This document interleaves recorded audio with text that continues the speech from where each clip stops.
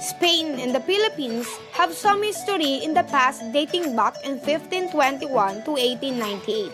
Although they have some history back then, they are able to set aside their differences. Thus, the Philippine-Spanish Friendship Day was established on July 2002.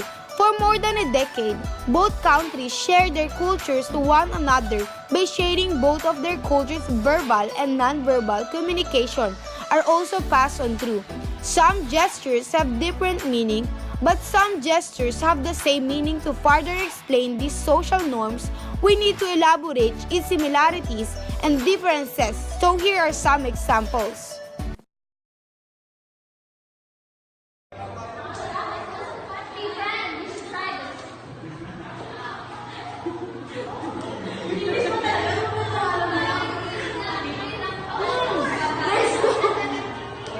In this clip, we can see that after they ate the food, they both make money gestures on their hand. In Spain, making this gesture signifies that the food they have tasted is really delicious. And in the Philippines, this gesture means that it's okay, or of course, it is sign for money.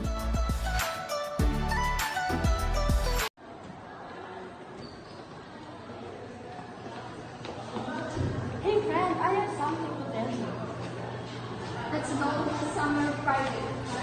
This second clip, we saw that Marielle opened and closed her hand. In Spain, this gesture means that it's crowded or full of people. In the Philippines, on the other hand, this gesture implies bad meaning.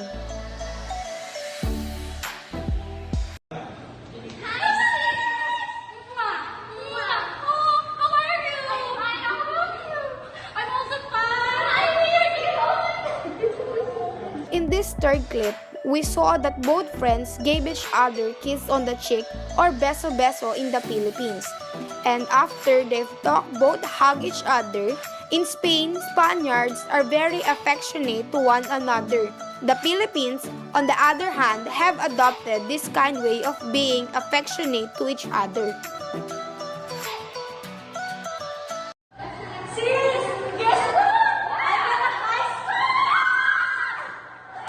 In the fourth clip, we heard that the tone of Marielle's voice gets higher as soon as she received the great news.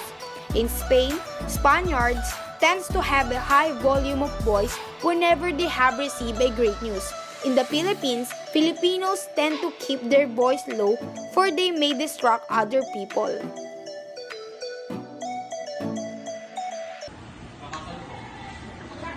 Oh, really?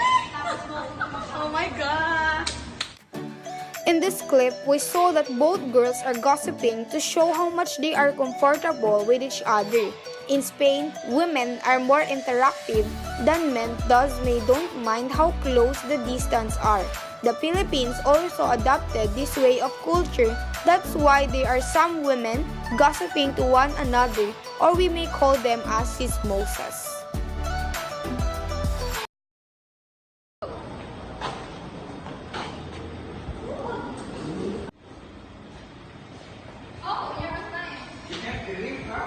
In this clip, Spaniards often arrives especially in meetings.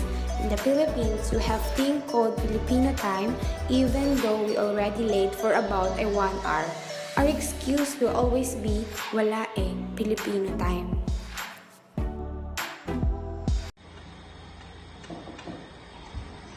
Why are you late?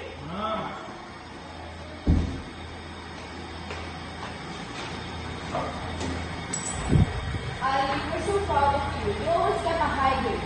And you! Hey! In this clip, we saw that there is a family having a late dinner. Spaniard is often known to have dinner at 10 p.m., which is pretty late, and then we see that they are communicating within half a meter.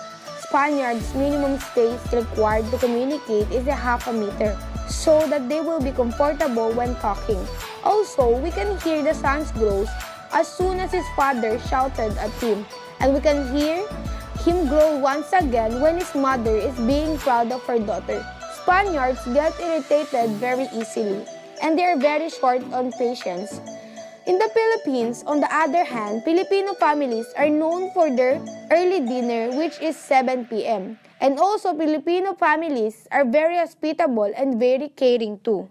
One another, thus they don't mind the amount of space required when communicating with other relatives.